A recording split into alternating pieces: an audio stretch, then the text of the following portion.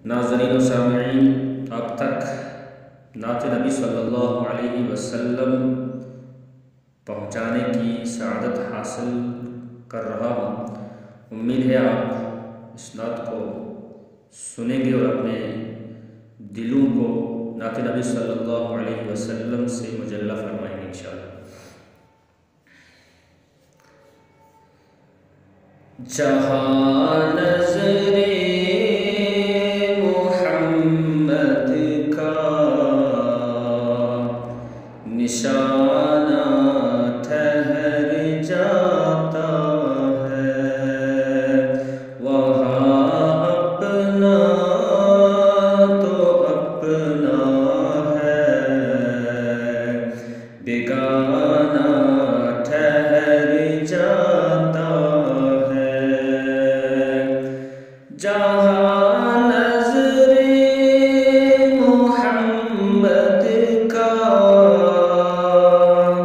निशाना ठहर जाता है, वहाँ अपना तो अपना है, बेगाना ठहर जाता है। शबे असरा में आका बैठ जाए जब सवारी पर, शबे असरा में आका बैठ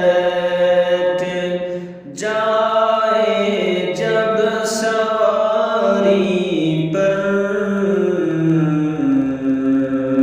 तो फिर वापस पलटने तक ज़माना ठहर जाता है।